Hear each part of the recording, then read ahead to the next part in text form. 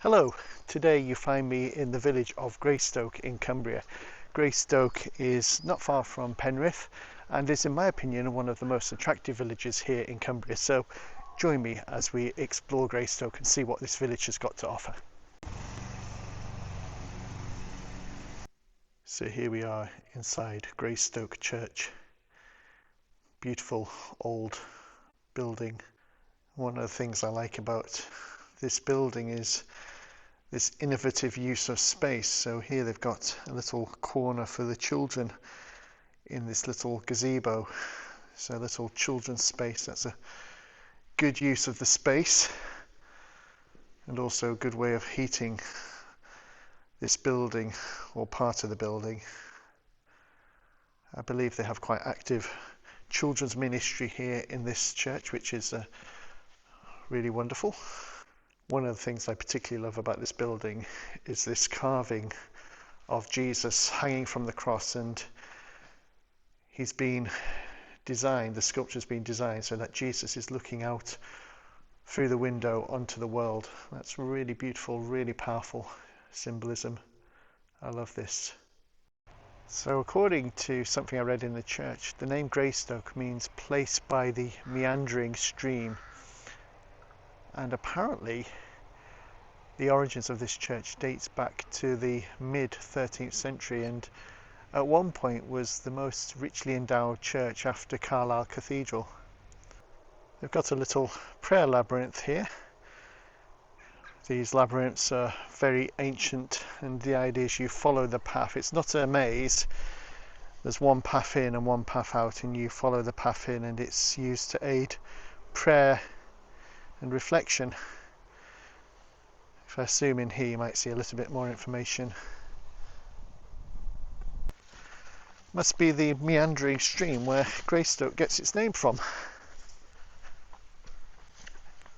It's a lovely spot, and if I had the money I'd love to buy a house here, which sadly I don't have, but there you go.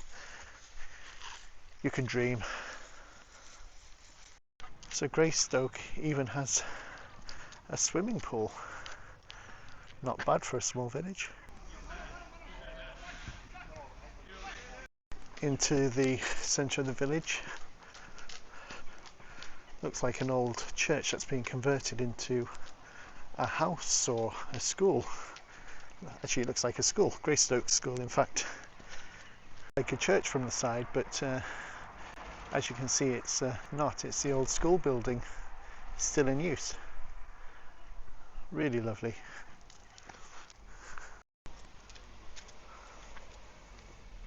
I love these old signposts that you find around here. So Keswick 13.5 miles, Penrith only 5, and this is the village hall, which seems to have quite a lot of use. And this is the way to Greystoke Castle. Now, I'm not sure if you can walk into the grounds or not, but so I'm just going to have a look. It seems as though the castle is privately owned and has been recently taken over, and they're in the process of renovating the castle, so it's available for various different activities and uses and so forth.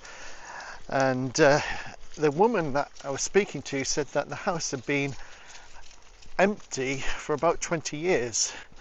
Now the castle itself dates back to the 12th century, Grade 2 listed building. During the Second World War, the castle and the grounds was used to train tank drivers, and apparently quite a lot of damage happened to the estate. Now you can, I believe, walk around the grounds. I think there's normally a fee. Now I did buy a drink at the castle, and the lady did say I could just have a little wander around, so with her permission that's what I'm doing. But apparently there's some quite extensive grounds here. Anyway, I'll put a link at the bottom of this video to the official website, and you can go and find out more information. But from what I can gather, they want to sort of make this a place that can be used for all sorts of different activities, events, weddings, but also open to the public, opening up the grounds and so forth. Also, you might be familiar with the name Greystoke from the Tarzan films, because Tarzan in the novels comes from Greystoke. This is his ancestral home. So they've got quite substantial grounds here, keeping the dogs on the lead, which is not that easy as they're pulling. But this is what I'm hoping to get, is a view of the castle from the other side, lit up by the sunlight.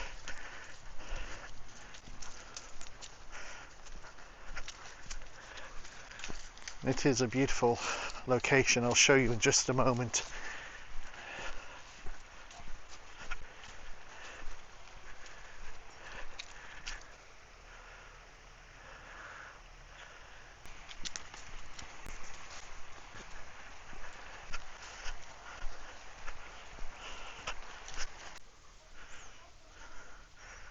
I believe it was owned, or is owned, by the Howard Family Trust, although I'm not clear if the person that's renovating it has bought it off the Howard Family Trust or is connected to the family, or what the link is.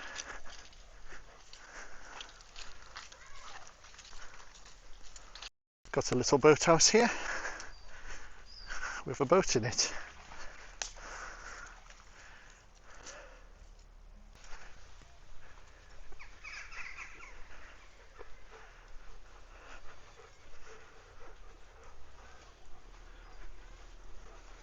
Having just mentioned the Howard family, I've spotted the initials of the Howard family on the gates, and in fact you can see their initials in other places. I think this is where the cafe is normally situated. It's not open today.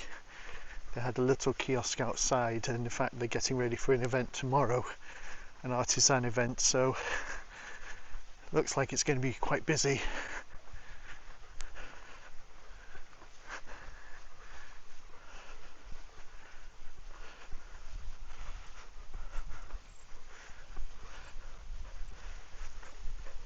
The castle apparently suffered quite a bad fire, I think in the 1850s, and was restored after that fire.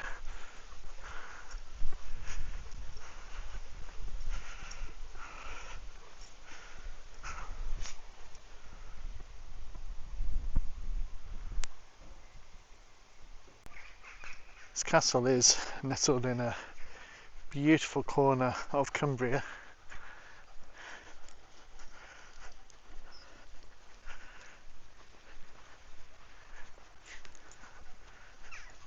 Definitely worth a visit. I believe it's possible to get guided tours of the castle, but again you'll have to go online to find out details about when they're happening and how much that costs. When I arrived there was a chap in a uniform who clearly guides visitors around the place. Well, I assume that's what he does anyway. He looked official. Very friendly, very welcoming. So I just wanted to come and film this building. No mistaking the Howard family connection here. Not exactly subtle, is it? So I'm just making my way back down in front of the castle. Or is that behind the castle? I'm not sure. Just going to cross to the other side of the small lake over there, look at the view from there, and then head back into the village and see what more of the village there is to discover.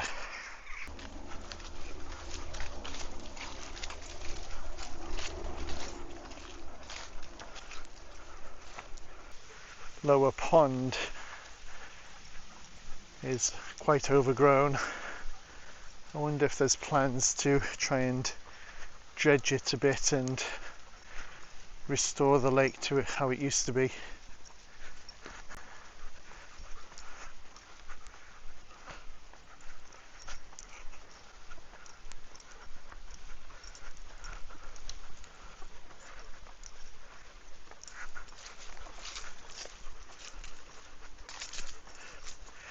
very peaceful, but it's strange to think that in the Second World War you would have heard the sound of tanks being driven across the fields, maybe through the forest, men shouting.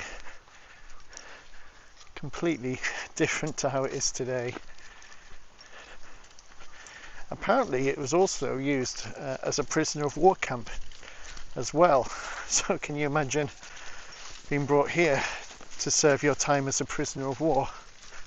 I suspect there are worse places to be sent. So there's still a bit of water here. We'll just cross over the artificial dam.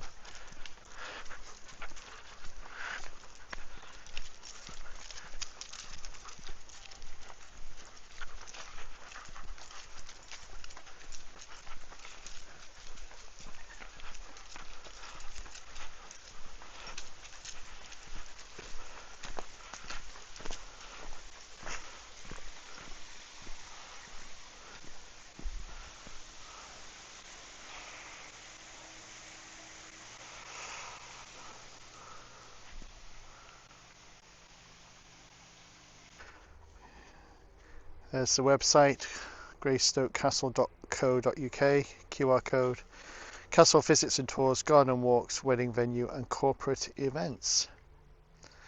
But obviously going through a process of renovation at the moment. Lots of lovely houses here in Greystoke. And this is just heading back into the centre of the village. You can just make out the village cross there.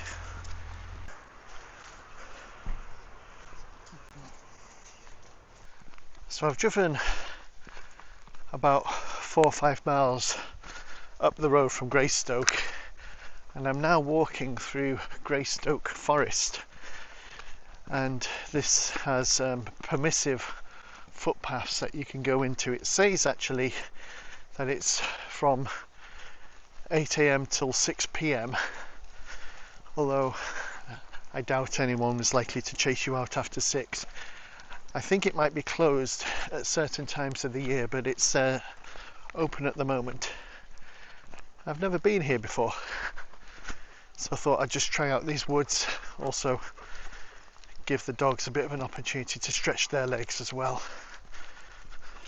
The camera won't pick this up, I don't think, but there's actually a red squirrel up on that tree. It's really special to see red squirrels. We used to have quite a lot of them here in Cumbria, but I'm afraid to say that the greys have invaded, and it's quite unusual to see reds now, and grey squirrels carry the squirrel pox, and greys are immune to the squirrel pox, but reds aren't. So recently there was a case over in the Eden Valley where a number of red squirrels died because of squirrel pox. So in my opinion, grey squirrels are vermin, rats with tails, and I'd like to get rid of them.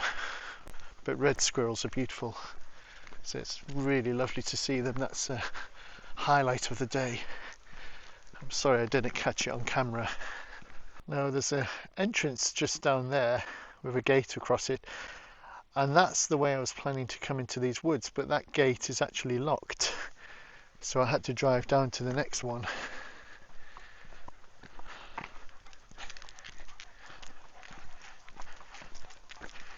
It's quite an impressive wood in terms of its size.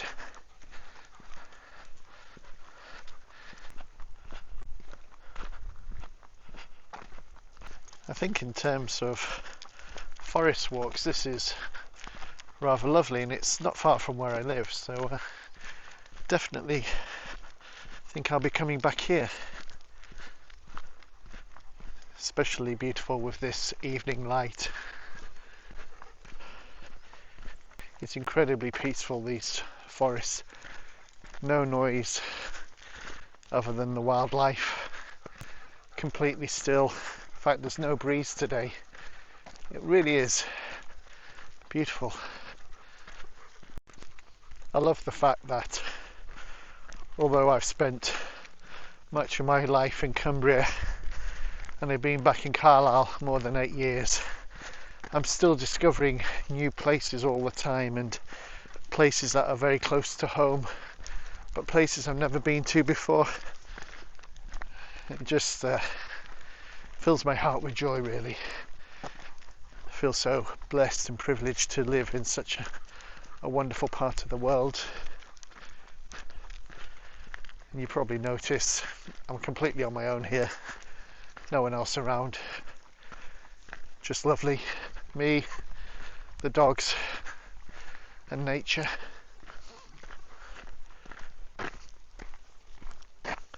And for some reason Jessie has just stopped. She does this from time to time and I have no idea why. Come on! It can be a little bit annoying at times. Sometimes I've been walking and she's just nowhere to be seen, and I look back and there she is in the distance, and for some reason it's just decided to stop. I don't know if it's a sign of her getting older or what it is, but she does it from time to time.